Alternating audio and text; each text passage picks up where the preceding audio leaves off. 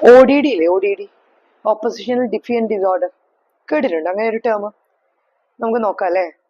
അത് talking back എന്ന് പറയും, talking towards or argumentative behaviour towards parents, teachers and elders.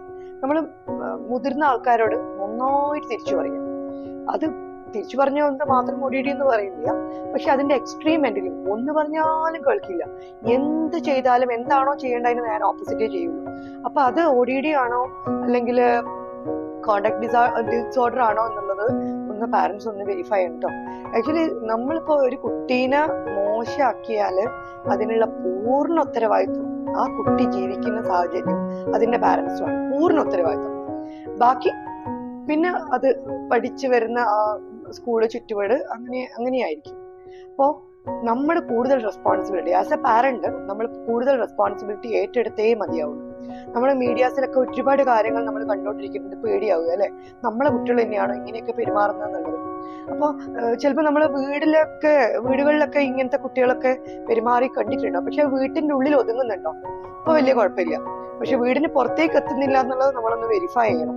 In case നമ്മൾ വീടിന്റെ പുറത്തേക്ക് അത് എത്തുമെന്ന് തോന്നുന്ന അവസ്ഥയാണെങ്കിൽ ഒരു തേർഡ് പേഴ്സണെ കാണുക എന്നത് അത്യാവശ്യമാണ്.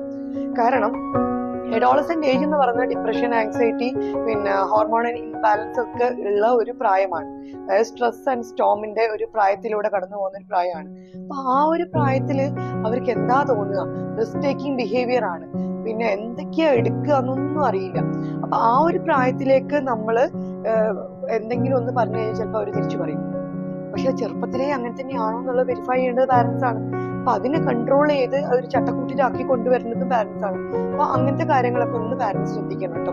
അപ്പൊ അതിന് നമ്മള് ഒരു ഇപ്പൊ ഞാനിപ്പോ കാറ് വെച്ചു അല്ലെ ബൈക്ക് വെച്ചു, എന്റെ വീട്ടിലെ കുട്ടി കാറ് ബൈക്ക് ഒക്കെ എടുത്ത് പുറത്തു പോവുകയാണ്. ഞാൻ പറഞ്ഞിട്ടൊന്നും കേൾക്കുന്നില്ല. അപ്പൊ ഞാൻ പറഞ്ഞിട്ട് കേൾക്കാതെ കുട്ടി എടുത്ത് പോവുകയാണ്, കാറിന്റെയും ബൈക്കിന്റെയും കീ എടുത്ത് പോവുകയാണ്. എന്നിട്ട് എന്തെങ്കിലും ഒരു അപകടം വരുത്തി വെച്ച് വരികയാണ്. അപ്പൊ എന്തോ കുഴപ്പമില്ലേ, ആ വളർത്തിയതിൽ എന്തോ ഒരു പ്രശ്നമുണ്ട് കേട്ടോ. പിന്നെ മൊബൈൽ ഫോൺ ഞാൻ വാങ്ങി വെച്ച് കഴിഞ്ഞാൽ കുട്ടി എന്നെ ഷൗട്ട് ചെയ്യാൻ പാടില്ല. ഞാൻ വാങ്ങി വെച്ച് കഴിഞ്ഞത് എന്തിനാണെന്ന് പഠിക്കാൻ വേണ്ടിയിട്ടാണെന്നുള്ളത് കുട്ടിക്ക് മനസ്സിലാവണം. അത് അതിന്റെ എക്സ്ട്രീം എൻഡിൽ എത്തിയിട്ടുണ്ടോ, തീർച്ചയായിട്ടും ഒരു സൈക്കോളജിസ്റ്റിനെ അല്ലെങ്കിൽ കൗൺസിലർ നിർബന്ധമായിട്ട് കാണണം. അപ്പൊ ഇതൊന്നും കാണാതെ അങ്ങേ അറ്റത്ത് എത്തുന്നത് വരെ കാത്തിക്കരുത്, ദയവായി കാത്തിക്കരുത്. അപ്പൊ ഇതില് എനിക്ക് പറയാനുള്ളത്, നമുക്കറിയാം ഇപ്പൊ എന്ത് കാര്യമായാലും റിസ്ക് ടേക്കിംഗ് ആയാലും സബ്സ്റ്റൻസ് അബ്യൂസ് ആയാലും ഇപ്പൊ ഡ്രഗ് അബ്യൂസ് ആണെങ്കിലും അങ്ങനത്തെ കാര്യങ്ങളൊക്കെ ഒരു റിസ്ക് ടേക്കിംഗ് ബിഹേവിയറിലേക്ക് എത്തുന്ന ഒക്കെ ടീനേജേഴ്സ് ആണ്. ഒരു 12 മുതൽ ഇപ്പൊ കരുതണം കേട്ടോ. 12 എന്ന് പറഞ്ഞ ടീനേജ് 12 മുതൽ സ്റ്റാർട്ട് ചെയ്ത് ഒരു 19 ഒക്കെ ഏജിലേക്ക് വരുന്നത് വരെ ഒരു ക്രിട്ടിക്കൽ സ്റ്റേജിൽ തന്നെയാണുള്ളത്. പക്ഷെ ഇതിനൊക്കെ ചെയ്യാൻ പറ്റുന്ന ഒരു കാര്യം, നമ്മളിപ്പോ ഒരു മിസ്ബിഹേവിങ് കാണിക്കുകയാണ് കുട്ടി, അപ്പൊ അങ്ങനെ കാണിക്കുകയാണെങ്കിൽ ഞാനിപ്പോ ഒരു എന്താ പറയാ ഒരു കീ അല്ലെങ്കിൽ മൊബൈൽ എടുത്ത് പോകുന്ന സമയത്ത് ഞാനാണ് ഒരു പവർ സ്ട്രഗിൾ കാണിക്കുന്നത്.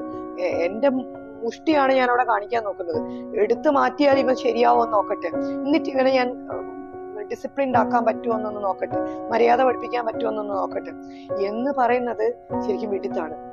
ഇനിയിപ്പോ ഇൻ കേസ് കുട്ടി വയലന്റ് ആയി എന്ന് തോന്നിയാൽ ആ സ്പോട്ടിൽ തന്നെ നമ്മൾ പിന്മാറി കളയണം. വയലന്റ് ആയി എന്ന് തോന്നിയാൽ ആക്ച്വലി നമ്മള് വയലന്റ് ആയി എന്ന് തോന്നുന്ന സമയത്ത് തന്നെ മാറി അവനെ ഒരു അതോറിറ്റി എന്ന നിലയിൽ ഒരു സ്കൂൾ എന്ന രീതിയിൽ സെറ്റപ്പിലാണ് നമ്മൾ ഉള്ളതെങ്കിൽ പണിഷ്മെന്റ് നമ്മൾ അടിയാ കൊടുക്കുക, എന്നിട്ട് ഭീഷണിപ്പെടുത്തി ലെവലാക്കാനാണ് കൊടുക്കുക. അപ്പൊ ആ സമയത്തേക്ക് ചെയ്യേണ്ട ഒരു breath in breath out exercise punishment ആയിട്ട് കൊടുത്തോ, 10 പ്രാവശ്യം 20 പ്രാവശ്യം ഒക്കെ കൊടുത്തോ, ഒരു കുഴപ്പമില്ല. അടി കൊടുക്കുന്നതിനേക്കാളും ഭേദം ഇതല്ലേ.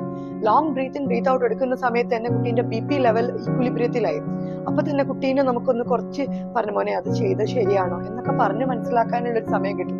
ആർഗ്യൂ നമ്മൾ എത്രത്തോളം ചെയ്യുന്നോ അതിനനുസരിച്ച് കുട്ടി തിരിച്ചു പറയല്ലാതെ ഒരു മാറ്റവും കുട്ടിക്ക് ഉണ്ടാവില്ല കേട്ടോ. അത് ആദ്യം പറയാലോ.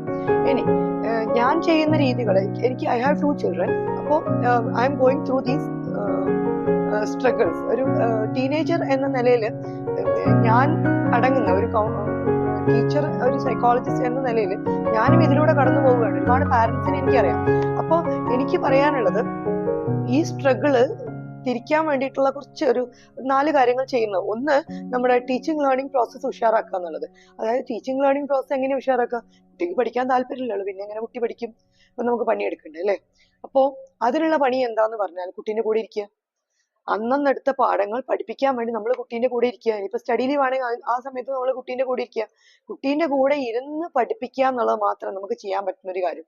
പിന്നെ corrections, you should do this and you shouldn't do this എന്ന് നമ്മൾ കറക്റ്റ് ചെയ്യേണ്ടത് നമ്മളെ മാത്രം റെസ്പോൺസിബിലിറ്റിയാണ്. പിന്നെ അതേപോലെ നമ്മളൊരു ഹ്യൂമർ സെൻസ്, നമുക്കറിയാം, നമുക്ക് ഒരു ശൈലി ഉണ്ടായിരുന്നു, കുറച്ച് തമാശയൊക്കെ പറയുന്ന ഒരു സമയം ഉണ്ടായിരുന്നു. പക്ഷെ നമ്മളിപ്പോൾ അതൊന്നും ചെയ്യുന്നില്ല.